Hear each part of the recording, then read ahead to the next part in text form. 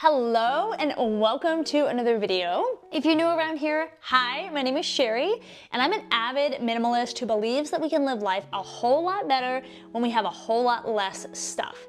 Today, I'm really excited to talk to you guys about 10 tiny habits that I have adopted as a minimalist in order to live a happier life. So without further ado, let's get right into it. The first habit to adopt for a happier life is to stop caring what other people think. Now, I don't think this is something that we can 100% get under control because it's just in our human nature. But I think that if we look at our time and how we spend it, I think if we're really honest, we spend a lot of emotional time and mental energy being consumed with what other people think of our lives, of what we wear, of what we do, of what we don't do, and how we allow that to affect us. When we try to overcome this, it is something that takes a lot of confidence. We have to be very confident in who we are and who we were created to be. So for example, as a disciple of Christ, I know who I am, I know whose I am, and I know what I was created for. And so when other people have opinions about what I'm doing, if they disagree with my lifestyle, if they think that, I'm lame for, not drinking or, going to bed early and getting up early so I can be in scripture. When they have their own opinion about how I choose to live my life, that's fine. They can have their opinion because I am rooted, I'm deeply rooted in who I am, and I'm confident in who I am, and that allows me to not let other people's opinions affect how I live my life. I promise you that learning how to not allow other people's opinions to affect you, it is a superpower that will change your life in a way where you can live more authentically. I would encourage you. It does take a lot of hard work. It takes a lot of soul searching, but I would encourage you to put in the effort on this because it will change your life. The second habit to adopt for a happier life is to start your day with the Lord. I notice such a dramatic difference when I am intentional about starting my day with God. And this starts before I even get out of bed. Before my feet hit the floor in the morning, I make it a priority to, I wake up, my alarm goes off, and before I'm even out of bed, I always thank the Lord for another day. I'm always so grateful to be here for another day that I make it a priority to thank Him for another day. But secondly, I always ask Him to fill me with His Spirit for that day. My prayer every morning is, Lord, fill me with your Spirit today. Help me to be an example of you to my family and anybody else that I encounter. And it's remarkable on days when I don't do that, I forget, I was too tired, whatever the case is. It is a stark difference in how the rest of my day goes. This is something that has become such a cornerstone of every single day, is starting my day, asking Him to fill me with His Spirit, and then I have to start my day in the Word. When we start our day being reminded that we are His children, that we were created in His image, and that He is good and that He will never fail us, no matter what happens to me during that day, when I start my day being grounded in those truths, even bad things that happen to me during the day, I'm still okay because I started my day being rooted in the truth. The third habit that you should embrace if you're looking to live a happier life is to master the art of contentment. You guys know I have harped on contentment in pretty much every video that I've done, but it's because it's something that I'm so passionate about, because even though I know its truths, I still struggle with it. It's something that I've definitely gotten a lot better at, but when we are discontent, when we feel like we're missing out or we're not doing enough, it really leads us to this deep, ugly game of comparison with other people. More often than not, it leads us into debt, trying to keep up with everybody else or trying to chase that fulfillment that we're seeking, which can only be found in Jesus. It wrecks our lives. And I don't think that we give contentment the attention and the work that it deserves. When we're content, we no longer have that nagging feeling to buy that thing, to take that trip, to go to that place. And contentment is just this life-changing practice that brings us freedom in ways that no other practice really can. I cannot encourage you enough. Remy, I cannot encourage you enough to get out of the frame, please. Thank you. I cannot encourage you enough to get off social media for a weekend, for a week, for a month, for a year. Get off. I promise you, you're not gonna miss out on anything that is life-changing, but you will see how much more content you become immediately because you're not being bombarded with what everybody else is doing, what everybody else has. The other thing that I would recommend that you look at is called Material World, a Global Family Portrait. 16 of the world's most prominent photographers went to 30 different places around the globe and spent a week with families in that nation who were considered to be statistically average or what we would call middle class. At the end of that week, they asked the families if they would be willing to put all of their possessions out on their front lawn and let the photographer take a picture of the family with their possessions. It will put you in your place really, really quickly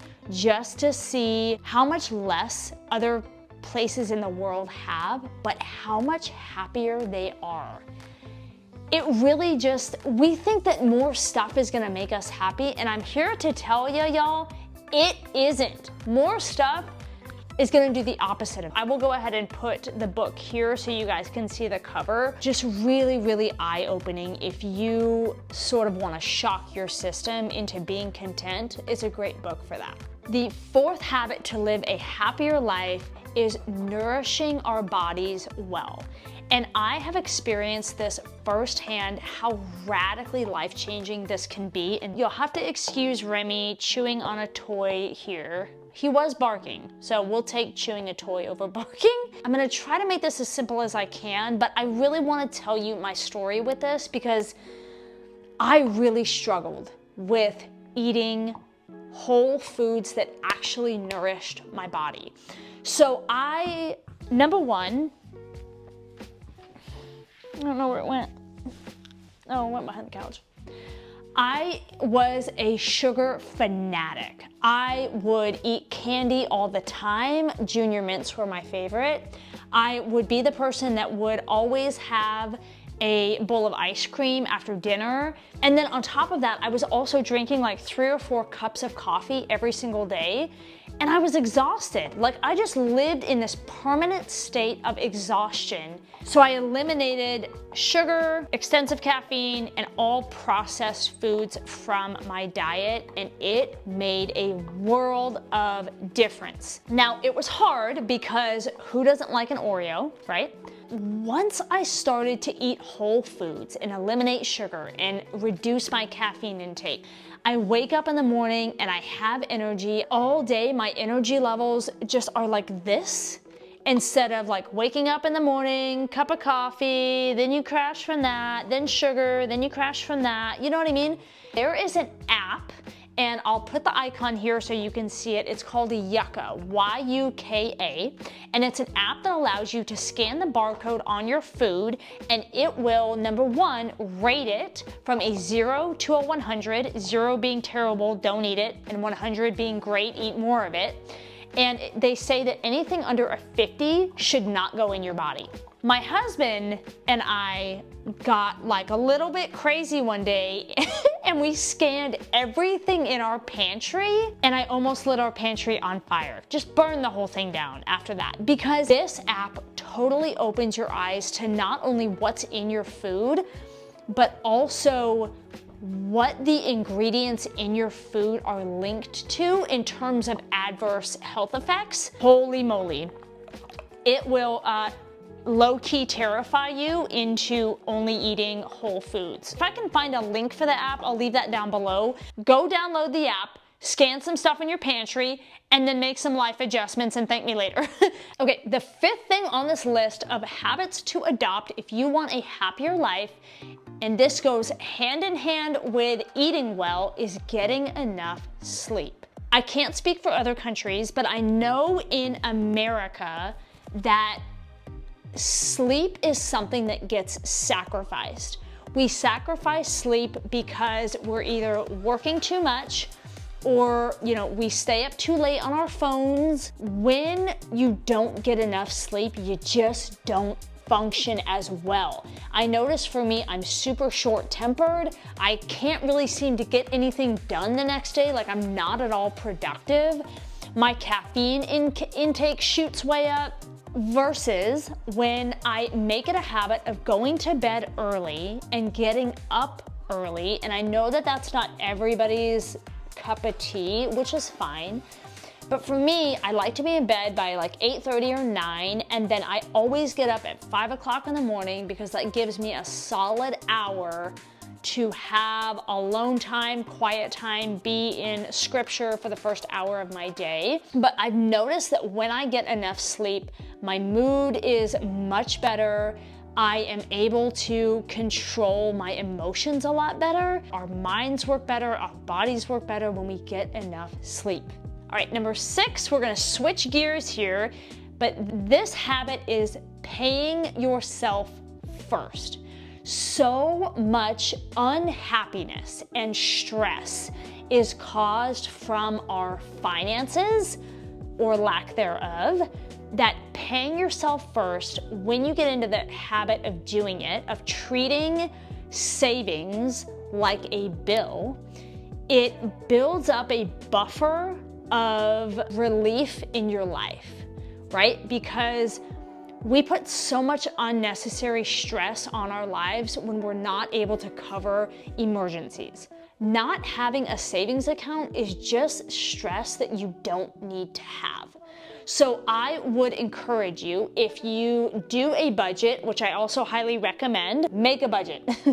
But in your budget, at the top, before you do anything other than tithe, if you're a believer, is pay yourself first. It doesn't matter if it's $50 or $500, it doesn't matter. But pay yourself first, because if you do that, suddenly you don't have as many financial stressors in your life. I would also add to this, make paying off debt a priority. This is why I'm doing a no spend this year. Create a buffer in your life with an emergency fund and get your dang debt paid off. The freedom from the stress that all of those things has is enormous. And when you don't have debt and when you have a fully funded emergency fund, watch how much easier life gets. All right, guys, we are on number 7. Thank you so much if you have watched until this point. I don't think people realize how helpful it is to creators when people watch to the end of the video or watch, 70% of the way through. So if you are still with me, go ahead and comment 7 down below. Let me know. Thank you guys so much for watching until this point. I really appreciate it. The 7th habit for a happier life is to limit your screen time. We all know that we all spend too much time on our phones or in front of a screen. It's gotten to the point where, and I am guilty of this too, but it is something that I'm trying really hard to work on. And if this is you, comment down below. If you forget your phone at home, you get really anxious, right? When you don't have your phone within reaching distance, you almost feel like part of you is missing. But I notice that when I am not on my phone as much, I'm less stressed, I'm less anxious. Hi. And I'm able to enjoy whatever is going on that day a lot more. So I've started the practice of I do not open my phone for the first hour of my day, and I do not get on my phone the last hour of my day. And then throughout the day, I try to keep my phone put in a drawer where I don't have access to it, because I've read studies that show if your phone is within eyesight, you're way more likely to go pick it up and check your notifications. So when you're at work, leave your phone in your car if you can, or like with me, when I go to Target, I just leave it in my locker. And then when I get home, assuming that I'm not expecting any important phone calls, I will put it into a drawer so it's out of sight. And I notice that when I can't see my phone, I almost forget that it's there. Another thing that you can do if you really want to have your eyes open to how much time you're spending on your phone is install the widget on your home screen that will show your screen time. And it will probably make you feel pretty guilty. I know that it did that for me, but it also really just opened my eyes to how much power this tiny rectangle had over my life. And when you think about that and how much of your life you're losing out on to this screen. So I highly encourage you to at least start and end a portion of your day, whether that's 30 minutes or an hour, whatever you deem appropriate, off of your phone. It will change your life. Number 8 on this list of habits to adopt for a happier life is to find something that you are passionate about and pursue it. I think so many of us feel unfulfilled in life because we don't have anything that we're really passionate about that we do on a regular basis. For me, my passion is YouTube. I love showing up here, making these videos, engaging and talking with you guys. I absolutely love it. And so whatever that is for you, I encourage you to figure it out and then start doing it. When I am in the throes of creating content, I enter into this flow state where I'm totally consumed with what I'm doing. I'm really passionate and happy to be doing it. When I get done editing a video right before I put it up on YouTube, I just have this deep sense of accomplishment, and it just fills my soul. I just love it so much. I do think that sharing the gospel and the way that the Lord has changed my life in hopes that other people will also come to know the Lord is a very big part of this channel, but I still encourage you, figure out what you're passionate about and what you love doing and what brings you joy, and make time for it every single day. The second to last habit to adopt on my list, number 9, is to be intentional with alone time. We have really lost the art of having alone time and quiet time. We're always getting input from some source. I mean, if we're not engaging in conversation with somebody around us, we're usually on our phones, or we're reading a book, or we're always having some type of input thrown at us that we're having to digest. But I've noticed that when I make intentional time to be alone and to be still, at first my mind doesn't know what to do with it. My brain is so used to having to digest information that when I stop digesting things, it doesn't know what to do with that. And I noticed the first time that I really started to make this a priority, I was really shocked with how hard it was for my brain to just slow down at all. So what I started to do is, and I do this in the morning when I wake up and my house is quiet, is I've started to set a timer on my phone for 15 minutes. And I will sit in my chair, my favorite leather chair that I film in all the time, and I'll just sit there and do nothing. It will take nearly all of that 15 minutes for my brain to just stop, where I'm not thinking about things. And when we give our brain the ability to get out of the cycle of constantly having to digest information, we give our minds the ability to wander. This is when I get creative. Another really great thing about slowing your mind down and making alone time by yourself a priority is that it gives you the ability to process your emotions and things that have happened. We best process our emotions and things that are happening in our lives when we give our minds times to think about what happened, to think about our reaction to it, to process those feelings and emotions. There's so many benefits to alone time, and it really is a lost practice in our society. But just like the ability to not care about what other people think, the ability to slow down and give yourself alone time can be a superpower in leveling up your happiness. Find 5 minutes in your day where you can sit with nobody else around and be. Try to get your mind to a place where it's gonna wander and go crazy for like at least 10 minutes when you first start to do this. But once you get into the habit of it, your mind will come to this place where it can slow down and shut off. And then you can just enjoy being, and then watch what happens after you get to that place. It will change your life. If this is something that you are already practicing, comment down below how you've noticed that it has changed your day. I would love to hear. We made it to the last habit on the list. So number 10 is to drive the speed limit. It will force you to physically and mentally slow down. When you drive the speed limit, you're not worried about where the cops are because you don't care about the cops because you're going the speed limit and they're not gonna pull you over. Put your phone down if you're driving and texting. I think we all do it. None of us want to admit it, but we all do it. Put your phone down, drive the speed limit, enjoy the scenery around you. Notice how your breathing slows down. Notice how you're less aggressive towards other drivers. The more moments in your day, and I say driving because we drive so frequently in America, that driving the speed limit gives us so many opportunities to slow down, to have introspection, to think about what went on that day, what your feelings are, things that are going on, and to process that.